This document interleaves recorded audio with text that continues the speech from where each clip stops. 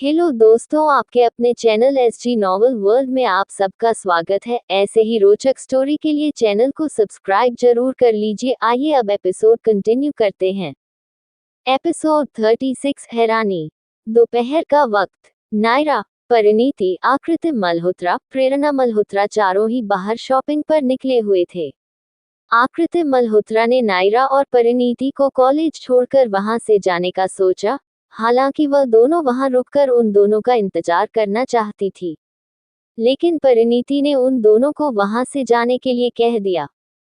उन दोनों के वहां से जाते ही नायरा परिणीति से कहती है, तुम्हें पता है ये जो कॉलेज है ना, ये यहाँ का नंबर 1 कॉलेज है और यहाँ पर बहुत हाई क्लास के लोग पढ़ने आते हैं।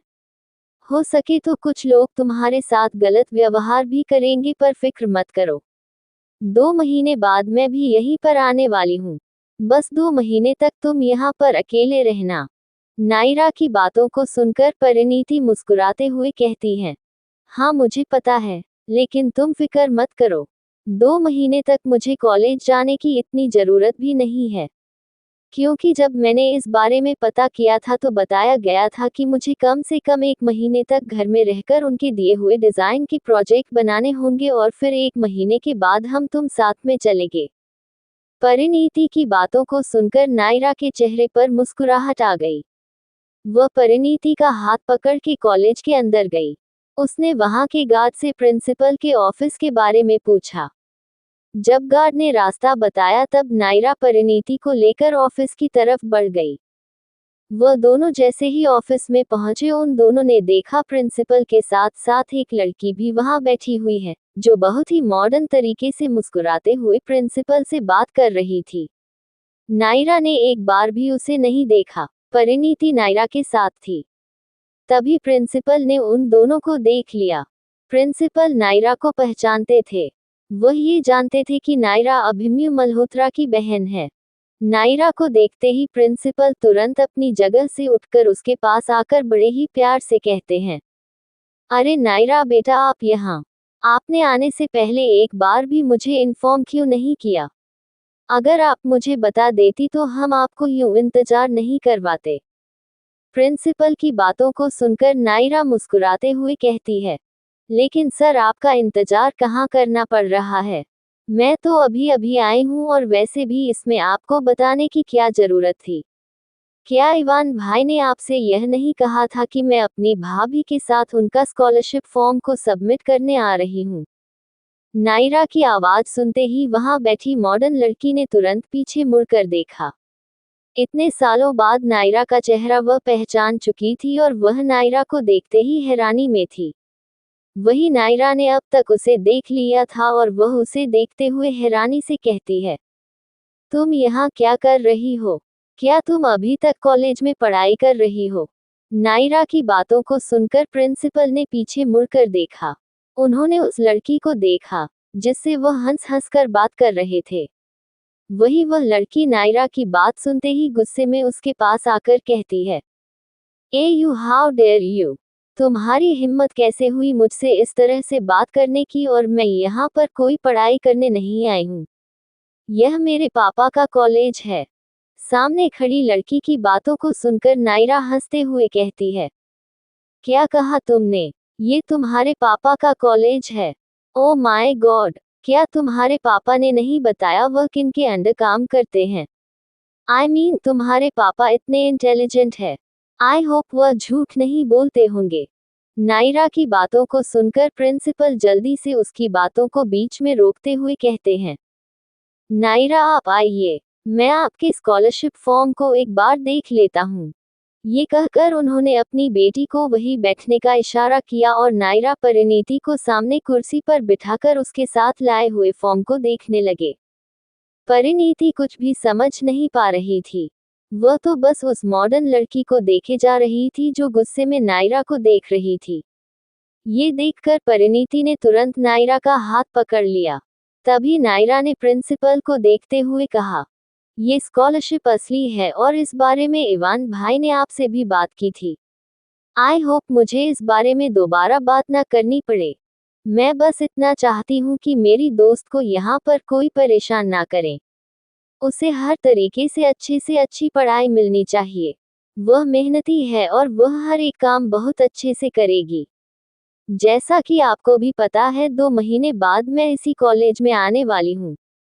लेकिन तब तक मैं ये जिम्मेदारी आपको दे रही हूँ और अगर कोई भी प्रॉब्लम हुई तो आप मेरे भाई अभिमन्यु मल्होत्रा से बात कर सकते हैं। नायरा की बात सुनते ही प्रिंसिपल घबराते हुए कहते हैं, उसकी कोई जरूरत नहीं है। अभिमन्यु मल्होत्रा से बात करके मैं क्या करूँगा? वैसे भी कॉलेज में तो आपको पढ़ना है और आपने कह दिया है तो मैं इस पर ध्यान दूंगा और हाँ, आप बिल्कुल भी फिक्र मत कीजिए। यहाँ पर इनको किसी भी तरह की परेशानी नहीं होगी। प्रिंसिपल ने इतना ही कहा था, तभी नायरा उनके हाथों से फॉर्म लेकर परिणीति को उस पर साइन करने को कहती है। जिसके बाद परिणीति चुपचाप उस पर साइन करके वह फॉर्म प्रिंसिपल को देकर वहां से उठ गई। नायरा परिणीति को देखकर वहां से उठी और फिर प्रिंसिपल को मुस्कुराते हुए देखकर बाहर चली गई। उन दोनों के जाते ही प्रिंसिपल की बेटी गुस्से में अपने पापा से कहती है, पापा आप नायरा से इतने अच्छे से बात क्यों कर रहे थे? ये लड़की, यह एक नंबर के बदतमीज लड़की है। आपको पता भी है इसने कई बार मेरी इंसल्ट की है, कई बार मुझे नीचा दिखाया है और आप इसको इतनी इज्जत दे रहे थे। एपिसोड 37 जान बची।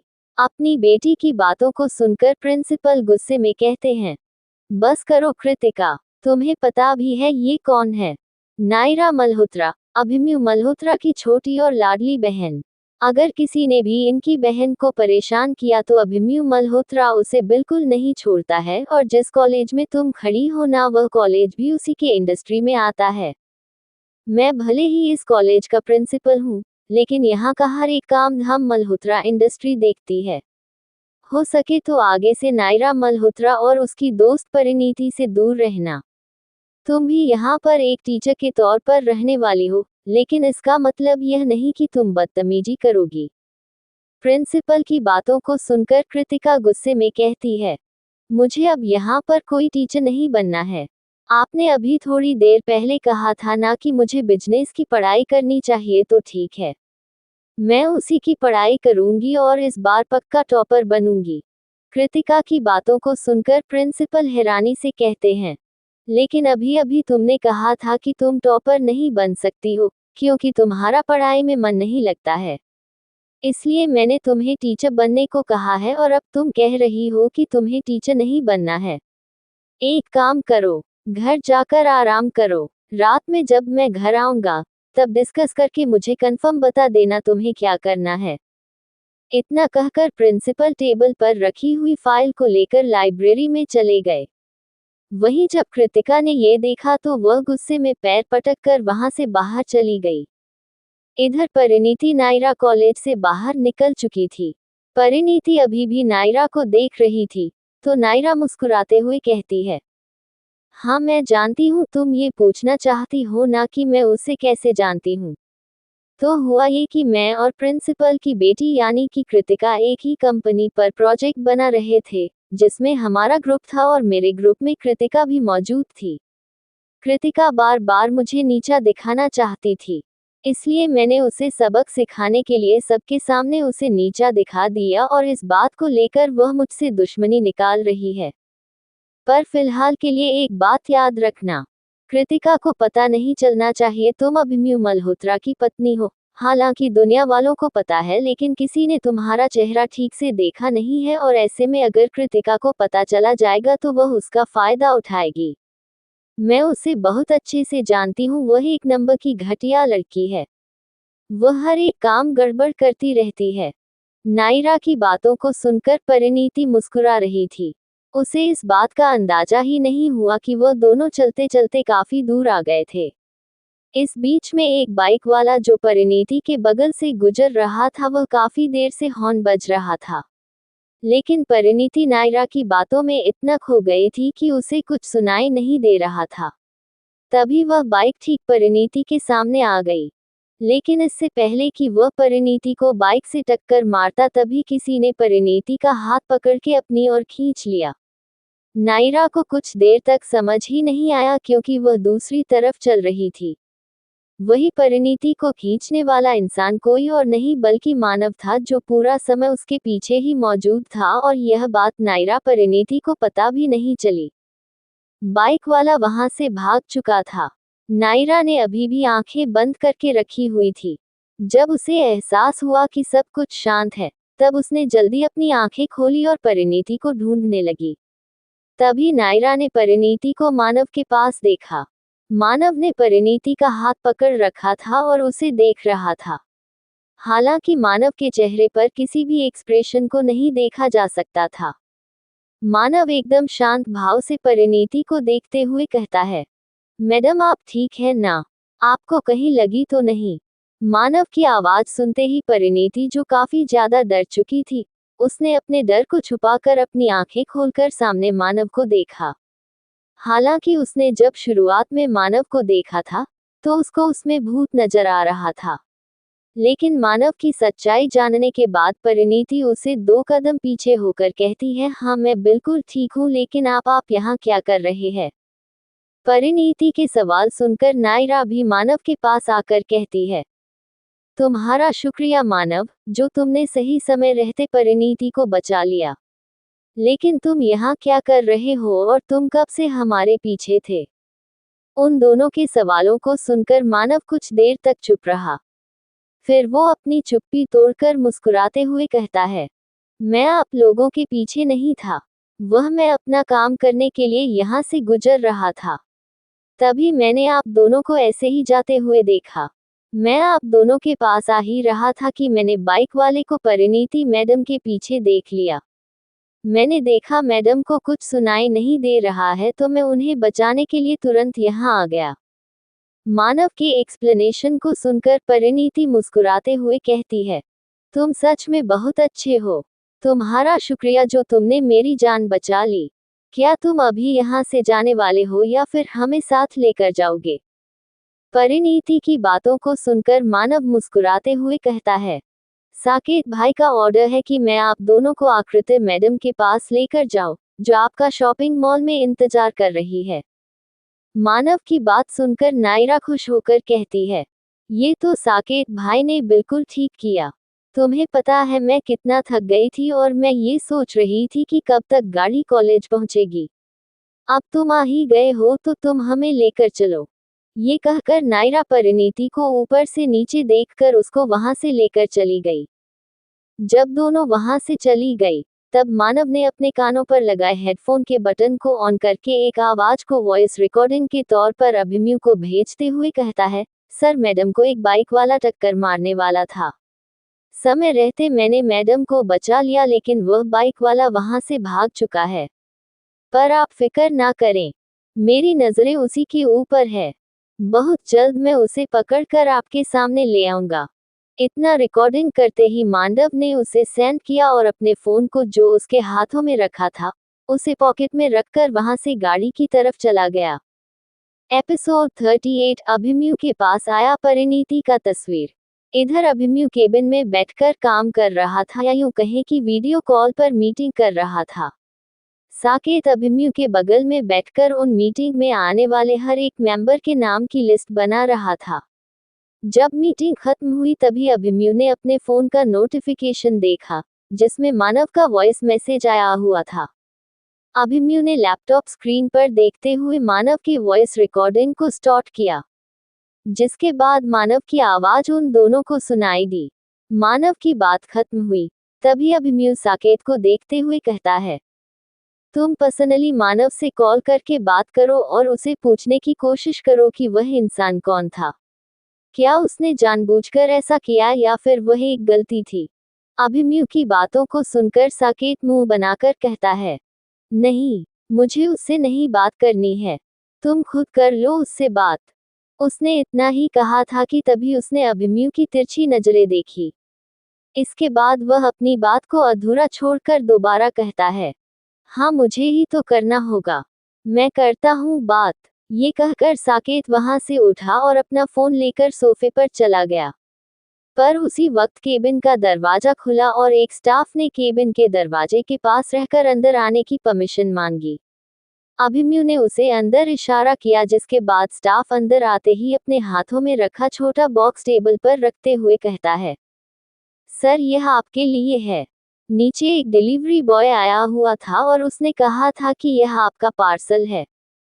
हमने मशीन से चेक करवा दिया है, इसके अंदर कोई ऐसी चीज नहीं है जिससे हमें नुकसान हो। ये कहते ही स्टाफ वहां से चला गया। स्टाफ के जाते ही अभिमन्यु ने टेबल पर रखे हुए बॉक्स को देखा। वही साकेत जो मानव को कॉल कर ही रहा था, वह भी उठकर बॉक्स को देखने लगा। अभिमन्यु ने जैसे ही बॉक्स लेने के लिए अपना हाथ आगे बढ़ाया, तभी साकेत उसे बीच में रोकते हुए कहता है, एक मिनट, मैं चेक करता हूँ, तुम बॉक्स से दूर रहो। ये कहते ही साकेत ने अपना फोन टेबल पर रखा और बॉक्स को खोलने लगा। वही अभिमन्यु भी अपनी आंखें छोटी करके उसी बॉक्स को देखे जा रहा था। थोड़ी ही देर में साकेत ने जैसे ही बॉक्स खोला, उसके अंदर उसे एक लिफाफा मिला, जो देखने में काफी ज्यादा बड़ा था। हालांकि लिफाफा फोल्ड करके रखा गया था। उसने लिफाफा बाहर निकाला तो अभिमन्यु ने उसके हाथों से लिफाफा लेकर अंदर रखी हुई तस्वीर को बाहर निकाला। पर जैसे ही उन दोनों की नजर तस्वीर पर पड़ी, उन दोनों की आंखें हैरानी से बड़ी हो गई। लिफाफे के अंदर परिणीति की तस्वीर थी, जिसके चेहरे पर क्रॉस का निशान बना हुआ था। यहाँ तक कि उस तस्वीर के साथ एक छोटा सा लेटर भी चिपका हुआ था, जिस पर लिखा हुआ था, तुम्हारी डार्लिंग बहुत जल्द खत्म होने वाली है। ये मैसेज शायद एक धमकी के तौर पर था और यह साकेत और अभिमन्यु भी समझ चुके थे। पर अभिमन्यु परिणीति की तस्वीर को बड़े ध्यान से देख रहा था, क्योंकि यह तस्वीर अभी की ही ली हुई है और यह कोई शॉपिंग मॉल था। ये देखते ही वह साकेत से कहता है, इसका मतलब वह लोग अभी परिणीति के आसपास है। जल्द से जल्द गाड़ी बाहर निकालो और मानव को कॉल करके कहो कि पूरी नजर परिणीति पर होनी चाहिए। एक मिनट के लिए भी उसकी नजर हटनी नहीं चाहिए। ये कहते ही अभिमन्यु ने उस लेटर को गुस्से में फाड़कर डस्टबिन में फेंका और अपना फोन लेकर केबिन से बाहर चला गया। वहीं साकेत भी जल्दी से अपना फोन लेते हुए मानव को कॉल करते हुए अभिमन्यु के पीछे गया। इधर आकृति मल्होत्रा ने अपने लिए काफी सारी शॉपिंग की हुई थी। प्रेरणा मल्होत्रा भी अपने लिए बहुत कुछ ले रही थी। उनकी शॉपिंग तो खत्म भी नहीं हो रही थी। तभी परिणीति और नायरा ने अपने लिए भी कपड़े लिए। इसी बीच में प्रेरणा मल्होत्रा की नजर एक छोटे से बॉक्स पर गई, जिसमें एक बहुत ही प्यारी वॉच था और यह शायद कपल वॉच थी। ये देखकर प्रेरणा मल्होत्रा परिणीति के पास आकर कहने लगी, झूठ नहीं बोलूंगी, लेकिन मेरा यकीन करो, यह वॉच तुम पर बहुत अच्छी लगेगी और तुमने जो अभी कपड़े लिए हैं ना, वह इन सब पर मैच करेगा। तुम्हें ये लेना चाहिए। प्रेरणा मल्होत्रा की बात सुनते ही उन तीनों की नजर एक साथ वॉच पर गई, जो सच में बहुत प्यारी थी। तभी परिणीति ने देखा कि वह कपल वॉच है और वह प्रेरणा मल्होत्रा को देखकर कहने लगी, नहीं छोटी माँ, मुझे यह नहीं चाहिए और वैसे भी मैं ये लेकर क्या करूंगी। आप लोगों ने इतना कुछ खरीद कर दे दिया है। परिणीति की बातों को सुनकर प्रेरणा मल्होत्रा मजाक करते हुए कहती है, झूठ नहीं बोलूंगी, लेकिन तुम्हें ये लेना है। अगर तुम नहीं लोगी तो मैं तुम्हें खरीद कर देती हूँ। ये कहते ही प्रेरणा मल्होत्रा वह वॉच निकलवा कर उसका बिल बनाते हुए परिणीति को देखकर कहने लगी, ये लो, यह मेरी तरफ से तोहफा समझ लो। प्रेरणा मल्होत्रा की बात सुनते ही परिणीति कंफ्यूज होकर उन्हें देख रही थी। तभी आकृति मल्होत्रा ने भी उन्हें ये लेने को कहा। इसके बाद परिणीति ने मुस्कुराते हुए प्रेरणा मल्होत्रा का दिया हुआ तोहफा एक्सेप्ट करके लेकर अपने पास रख लिया। उस बीच में नायरा की नजर एक छोटे से स्टॉल पर गई, जो बहुत ही क्यूट कैंडी बेच रहा था। ये देखते ही नायरा परिणीति का हाथ पकड़कर मुस्कुराते हुए कहती है, चलो परिणीति, हम वह कैंडी खरीदते हैं। वैसे भी तुम्हें कैंडी बहुत पसंद है ना। ये कहकर नायरा मल्होत्रा अपनी माँ और छोटी माँ को देखकर मुस्कुराए और परिणीति को लेकर कैंडी स्टॉल के पास चली गई। वहां पर बहुत ही अलग अलग तरीके की कैंडी मिल रही थी, जो हर एक कलर में मौजूद थे। परिणीति को बचपन से ही कैंडी बहुत पसंद थी, लेकिन जब वह धीरे धीरे बड़ी होने लगी, तब उसकी माँ ने कहा था कि ज्यादा कैंडी खाने से दांत खराब हो जाते हैं, जिसके बाद से उसने कैंडी खाना छोड़ दिया था। एपिसोड 39 परिणीति को बचाया अभिमन्यु ने। लेकिन आज इतने समय बाद उसे यह कैंडी मिल रही थी, तो वह भला कैसे इनकार कर सकती थी। उसने नायर को देखा और वहां पर जितने भी कैंडी मौजूद थी उनमें से हर एक कैंडी थोड़ा थोड़ा करके लेने लगी।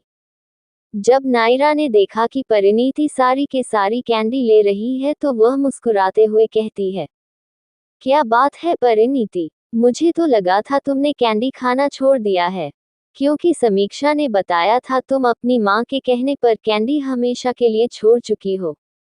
नायरा की बात सुनकर परिणीति मुस्कुराते हुए कहती है, वह क्या है ना, मैं बहुत साल बाद ये कैंडी खरीद रही हूँ और वैसे भी मम्मी यहाँ नहीं है, तो उन्हें पता भी नहीं चलेगा। लेकिन मैं वादा करती हूँ मैं ज्यादा नहीं खाऊंगी, कभी कभार ही खाया करूंगी। परिणीति की मासूमियत को देखकर नायरा के चेहरे पर हंसी आ गई और वह हंसते हुए उसे देखने लगी। तभी कैंडी वाले आदमी ने परिणीति के दिए हुए सारे ऑर्डर को यानी कि सभी कैंडी को एक बॉक्स में पैक करके उसे दे दिया। इधर मानव ने एक पिलर के सहारे खड़े होकर पूरा समय परिणीति पर नजर बनाकर रखा था। परिणीति को एहसास भी नहीं हुआ और इसी का फायदा उठाकर मानव हर एक पल की तस्वीर अपने फोन में सेव किए जा रहा था। इधर दूसरी तरफ अभिमन्यु साकेत और अपने सभी बॉडीगार्ड के साथ शॉपिंग मॉल पहुंच चुका था। मानव ने बता दिया था कि वह लोग कहां पर है, जिसके बाद उन दोनों को वहां पहुंचने में जरा भी समय नहीं लगा। अभिमन्यु जैसे ही मॉल के बीचों बीच पहुंचा तो उसने तुरंत परिणीति को देखा जो नायरा के साथ बैठकर कुछ खा रही थी। उन दोनों को इस तरह से देखकर अभिमन्यु को थोड़ी शांति मिली, लेकिन अचानक से उसने परिणीति के बालों पर एक रोशनी देखी जो लाल रंग की थी। साकेत का इस बात पर ध्यान नहीं गया था, लेकिन मानव ने ये देख लिया था। वह तुरंत परिणीति को बचाने के लिए आगे बढ़ा, पर उसी वक्त अभिमन्यु भागकर परिणीति के पास आया और उसने उसका हाथ पकड़ के अपनी ओर खींच लिया। नायरा ने परिणीति का हाथ पकड़ा हुआ था, जिस वजह से वह भी अपनी जगह से उठ खड़ी हुई। कुछ देर तक किसी को कुछ समझ नहीं आया कि आखिर वहां क्या हुआ है, लेकिन जिस तरह से सभी बॉडीगार्ड ने अभिमन्यु, नायरा और परिणीति को घेर कर रखे थे, वहां मौजूद लोगों की नजरें तुरंत उन सब पर चली गई। वही आकृति मल्होत्रा और प्रेरणा मल्होत्रा सबसे ऊपर वाले फ्लोर पर चलते हुए हर एक चीज को देख रही थी, पर नीचे का नजारा देखते ही उन दोनों की आंखें हैरानी से बड़ी हो गई। पहले तो उन्हें कुछ भी समझ नहीं आया, पर अभिमन्यु साकेत को देखते ही वह लोग समझ गए जरूर कुछ हुआ है और वो बिना समय गवाए तुरंत नीचे आ गए। परिणीति अभी भी अभिमन्यु के गले लगी हुई थी। उसके हाथों में जो रोल रखा हुआ था उसका सॉस अभिमन्यु की शर्ट पर लग चुका था। पहले तो परिणीति ने यह नहीं देखा, लेकिन जैसे ही उसने अभिमन्यु के शर्ट पर सॉस के दाग देखे, वह तुरंत अभिमन्यु को धक्का देकर उससे दूर हुई। हालांकि वह उसे धक्का देना नहीं चाहती थी, लेकिन न जाने क्यों उसे ऐसा लग रहा था जब अभिमन्यु अपने गंदे शर्ट को देखेगा तो उसे पक्का जान से मार देगा। अब तक वह रोशनी जो परिणीति के बालों पर थी वह गायब हो चुकी थी। अभिमन्यु ने बिना परिणीति को देखे तुरंत पीछे मुड़कर देखा, पर उसे दूर दूर तक कोई नजर नहीं आ रहा था। वही साकेत ने बॉडीगार्ड से उन लोगों को ढूंढने के लिए कह दिया। मानव भी अब तक वहां आ चुका था, जो छुपकर यह सब देख रहा था। तभी आकृति मल्होत्रा अभिमन्यु को देखकर कहती है, अभिमन्यु तुम यहाँ क्या कर रहे हो और तुम इतने सारे बॉडीगार्ड को यहाँ लेकर आए हो, क्या कुछ बात हुई है? अपनी माँ की आवाज सुनते ही अभिमन्यु तुरंत उन्हें देखते हुए कहता है, नहीं ऐसी कोई बात नहीं है, वह मैं मीटिंग के लिए यहाँ आया हुआ था। तभी मेरे क्लाइंट ने शॉपिंग मॉल जाने की बात कही, इसलिए मैं उनके साथ यही था। फिर मैंने इस लड़की को देख लिया जिसके बालों पर कुछ लगा हुआ था, बस उसे ही हटाने के लिए यहाँ आ गया और कोई बात नहीं है। अभिमन्यु की बातों को सुनकर साकेत हंसते हुए मन ही मन कहता है, बेचारे को तो ठीक से झूठ बोलना भी नहीं आता है, पता नहीं ये ठीक से झूठ बोलना कब सीखेगा। लगता है इसकी बातों को सुनकर किसी को यकीन नहीं होगा, मुझे ही संभालना होगा। ये सोचकर साकेत मुस्कुराते हुए कहता है, हाँ अभिमन्यु बिल्कुल ठीक कह रहा है आंटी। जिस क्लाइंट के साथ हम यहाँ आए हुए थे, वह क्लाइंट अमेरिका के सबसे मोस्ट पॉपुलर क्लाइंट थे और उनका कहना था कि वह यहाँ के शॉपिंग मॉल को देखना चाहते हैं और आपको तो पता ही है ये शॉपिंग मॉल कितना ज़्यादा फेमस है। इसलिए हम उन्हें यहाँ लेकर आए हैं। वैसे तो आपको ये भी पता है अभिमन्यु ये सब फालतू काम कभी नहीं करता है। लेकिन उसने इस बार आने से इनकार नहीं किया। साकेत की बातों को सुनकर आकृति मल्होत्रा मुस्कुराई। तभी प्रेरणा मल्होत्रा अपनी आंखें छोटी करके कहती है, झूठ नहीं बोलूंगी, लेकिन जिस तरह से अभिमन्यु कह रहा है ना, उसकी बातों से मुझे हजम नहीं हुआ। इतने सारे बॉडीगार्ड को लेकर आना और जिस क्लाइंट के साथ तुम यहाँ आए हो वह क्लाइंट तो कहीं दिख नहीं रहा है। प्रेरणा मल्होत्रा की बातों को सुनकर अभिमन्यु गुस्से में देखने लगा। उसका तो मन कर रहा था कि वह अभी अपनी छोटी माँ का मुंह बंद कर दे, पर अपने गुस्से को शांत करके उसने परिणीति को देखा जो डर रही थी। ऐसा लग रहा था जैसे परिणीति ने किसी को देख लिया है। वह तुरंत परिणीति का बाजू पकड़ के उसे अपनी ओर करते हुए कहता है, तुम्हें क्या हुआ है? तुम इतना क्यों डर रही हो? अभिमन्यु की आवाज सुनते ही परिणीति घबराते हुए कहती है, वह मेरी वजह से आपका शर्ट खराब हो गया। मुझे माफ कर दीजिएगा। मैं आपको नया सेट दिलाकर दे दूंगी। पर प्लीज यहाँ पर मुझे डांटिएगा मत। यहाँ पर बहुत सारे लोग हैं। मैं प्रॉमिस करती हूँ मैं इससे भी बेहतर शर्ट खरीद कर दूंगी। मेरी वजह से।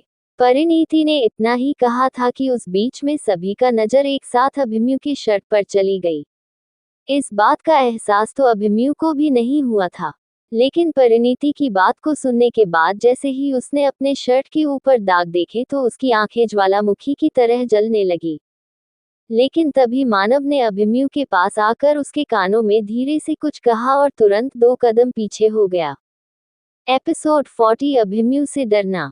मानव की बात सुनने के बाद अभिमन्यु ने परिणीति को एक नजर देखा और फिर अपनी मां आकृति मल्होत्रा से कहा, आप लोगों की शॉपिंग हो गई हो तो प्लीज आप लोग घर जाए। अभिमन्यु की बातों को सुनकर आकृति मल्होत्रा हैरानी से कहती है, लेकिन हम यहाँ पर शॉपिंग करने आए थे और बिना शॉपिंग के कैसे जा सकते हैं? हमारी शॉपिंग अभी भी बची हुई है। आकृति मल्होत्रा की बातों को सुनकर साकेत उन्हें समझाते हुए कहता है, आंटी अगर आपको ड्रेस की शॉपिंग करनी है तो हम डिजाइनर को घर पर भेज देंगे। अभी फिलहाल के लिए आप घर जा सकती हैं।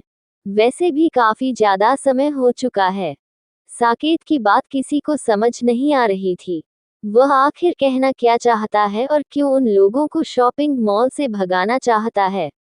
तभी अभिमन्यु के चेहरे पर गुस्सा देखकर परिणीति घबराते हुए कहती है, ये लोग ठीक कह रहे हैं। हमने तो शॉपिंग कर ली है ना, तो हम लोग घर चलते हैं। वैसे भी हम यहाँ रहकर करेंगे भी क्या। ये कहते ही परिणीति जल्दी से नायरा का हाथ पकड़ के वहां से जाने लगी। परिणीति को इतना ज्यादा डरते हुए देखकर आकृति मल्होत्रा प्रेरणा मल्होत्रा ने एक दूसरे को देखा और फिर चुपचाप बिना कुछ कहे उन लोगों के पीछे चली गई। वह चारों ही वहां से जा चुके थे। तभी साकेत अभिमन्यु से कहता है, यार तुमने परिणीति को कितना डराया है, जो तुम्हारा चेहरा देखकर वह बेचारी डर जाती है। साकेत की बातों को सुनकर अभिमन्यु अपनी आंखें छोटी करके कहता है, अच्छा ही है, कम से कम मुझसे दूर तो रहेगी और वैसे भी मैं नहीं चाहता हूँ कि मेरे दुश्मन मेरी फैमिली या फिर किसी और को नुकसान पहुँचाए। परिणीति भले ही जैसे भी हो, आखिर हुई तो हमारे ही परिवार की सदस्य। सालों पहले जो हालात सौम्या की हुई थी, वह हालत अब मैं किसी की नहीं होने दूंगा और जल्द से जल्द कातिल को ढूंढ लूंगा। उसने आसपास मुझ पर नजर बनाकर रखी है, लेकिन वह जानता नहीं है अभिमन्यु मल्होत्रा क्या चीज है। ये कहते ही अभिमन्यु मानव के हाथों से बंदूक लेकर तुरंत वहां से पीछे के रास्ते से बाहर निकल गया। अभिमन्यु को यूं अचानक से बाहर जाते हुए देखकर साकेत और मानव हैरानी में थे। बॉडीगार्ड भी यह सब देख रहे थे। तभी साकेत ने जल्दी से बॉडीगार्ड को अभिमन्यु के पीछे जाने को कहा और खुद मानव को परिणीति के पीछे भेजकर अभिमन्यु के पास चला गया। साकेत जब पीछे के रास्ते से बाहर निकला तो उसने देखा मॉल के पीछे एक छोटा सा रास्ता जा रहा है, जिससे छोटा जंगल साफ दिखाई दे रहा था। साकेत अभिमन्यु के पास पहुंचा तो उसने देखा अभिमन्यु के सामने दो लोग खड़े हैं, जो पूरी तरह से घायल थे। ऐसा लग रहा था अभिमन्यु ने उन लोगों पर गोली चलाई हो। वह तुरंत अभिमन्यु के पास आया और उसने उसे देखते हुए कहा, इन लोग को तुमने क्यों मारा है? साकेत की बात सुनकर अभिमन्यु अपना सर घुमाते हुए कहता है, ये लोग वही है जिसने परिणीति को मारने का टारगेट बनाया है, जो बंदूक लेकर उस पर निशाना बना रहे थे। अब यही लोग सच कबूल करेंगे कि किसके कहने पर ये यहाँ पर आए हैं। उद्धरण चिन्ह। अभिमन्यु की बातों को सुनकर साकेत हैरानी में था और वह हैरान होकर कहने लगा, और तुम्हें कैसे पता ये लोग कहाँ हैं? मेरा मतलब हम सबने मिलकर नजर बनाकर रखी थी, लेकिन ये सब हमारे हाथ नहीं आए। साकेत की बात सुनकर अभिमन्यु ने मानव की बात को याद किया, जब मानव ने कान में उससे कुछ कहा था, और वह याद करते ही वह साकेत को देखकर कहता है, मानव के बताने पर मानव ने इन लोगों को पीछे के रास्ते से भागते हुए देख लिया था, इसलिए उसने सबसे पहले यह बात मुझे बताई और मैं बिना समय गवाए उन लोगों को, यानी कि जो मेरे सामने पड़े हुए हैं, उन्हें पकड़ने के लिए यहाँ आ गया। ये कहते हुए अभिमन्यु ने साकेत को इग्नोर किया और अपने सामने घायल बैठे आदमियों को देखकर कहा, चलो बताओ किसके कहने पर तुम यहाँ आए हो? अगर सच सच बता दिया तो मैं तुम्हारी जान को बख्श दूंगा, और अगर झूठ बोलने की कोशिश की तो इसी वक्त यहीं पर तुम लोगों की मौत हो जाएगी। अभिमन्यु की बातों को सुनकर वह दोनों आदमी एक दूसरे को देख रहे थे। गोली लगने की वजह से उन्हें घुटनों के बाल बैठना पड़ रहा था। कुछ बॉडीगार्ड ठीक उनके पीछे ही थे। साकेत ने देखा वह लोग सच नहीं बता रहे हैं, तब वह अपनी बंदूक निकालकर उन लोगों पर निशाना बनाते हुए कहता है, अभिमन्यु मल्होत्रा को दोबारा कहने की आदत नहीं है, इसलिए चुपचाप बताओ किसके कहने पर तुम लोग यहाँ आए हो। साकेत की भी बातों को सुनकर उन दोनों आदमियों को कोई फर्क नहीं पड़ा। उन दोनों के चेहरे पर शैतानी मुस्कुराहट थी। तभी बॉडीगार्ड ने उन दोनों के बालों को खींचा, लेकिन इस पर भी उन्हें कोई फर्क नहीं पड़ा। अभिमन्यु मुस्कुराया और उसने अपनी बंदूक से उन लोगों पर निशाना लगाया, लेकिन इससे पहले कि अभिमन्यु गोली चलाता, तभी उन दोनों में से एक आदमी हंसते हुए कहता है, हम मरना पसंद करेंगे, लेकिन अपने बॉस का सच सामने नहीं लाएंगे। तुम्हें जो करना है करो, और वैसे भी हमारे पास केवल 5 मिनट है, हम खुद ही अपने प्राण त्याग देंगे। इतना कहते ही दोनों आदमी ने एक दूसरे को देखा और अपने हाथों में रखी हुई टैबलेट को तुरंत अपने मुंह में रख लिया। जब अभिमन्यु और साकेत ने ये देखा तो वह दोनों कंफ्यूज थे, लेकिन 1 मिनट के अंदर ही उन दोनों की सांसें रुक चुकी थी और एक साथ ही दम तोड़कर जमीन पर ही गिर गए। अभिमन्यु को ये देखकर बहुत ज्यादा हैरानी हुई। तभी साकेत गुस्से में अपनी बंदूक जमीन पर फेंकते हुए कहता है, यार यह इंसान आखिर है कौन? इसके साथी ने सच बताने के लिए खुद की जान को ले ली, मतलब खुद की भी जान की परवाह नहीं की। ऐसा लग रहा है वह इंसान बहुत ज्यादा तगड़ा है, लेकिन मैं सच कह रहा हूँ, जिस दिन वह इंसान मेरे हाथ लग गया ना, उस दिन मैं उसे जान से मार दूंगा। वह अपनी हद पार कर रहा है। साकेत की बात सुनकर अभिमन्यु को भी बहुत गुस्सा आ रहा था। सच उसके सामने ही था। वह दोनों चाहते तो सच बता सकते थे, लेकिन उन दोनों ने सच न बताकर अपने प्राण त्याग दिए। अभिमन्यु को ऐसा लग रहा था जैसे उसने एक और सबूत हाथ लगते हुए छोड़ दिया हो। उसने गुस्से में अपनी बंदूक मुट्ठी बंद की और चिल्लाते हुए कहने लगा, डेम ये लोग तो बहुत शातिर निकले, मेरे हाथ सबूत आते आते रह गया। लेकिन अभिमन्यु मल्होत्रा हार मानने वालों में से नहीं है। अभिमन्यु की बातों को सुनकर साकेत उसे देखते हुए कहता है, अभी इन लोगों को क्या करना है? क्या उसे पता चलेगा उसके साथी ने खुद के साथ क्या किया है? साकेत की बात सुनकर अभिमन्यु ने उसे देखा, फिर जमीन पर पड़े हुए उन दोनों आदमियों को देखने लगा। उस बीच में अभिमन्यु की नजर अचानक से एक आदमी के हाथों पर गई, जिसे देखते ही उसकी आंखें आग की तरह जलने लगी और उसने तुरंत बिना वक्त गवाए उस आदमी के पास आकर उसकी कलाई पकड़ ली और उसके हाथों को देखने लगा। बाकी का नेक्स्ट एपिसोड नेक्स्ट पार्ट में कवर करेंगे। कहानी को लाइक शेयर कमेंट जरूर करें और प्लीज लाइक भी जरूर करें। Thank you.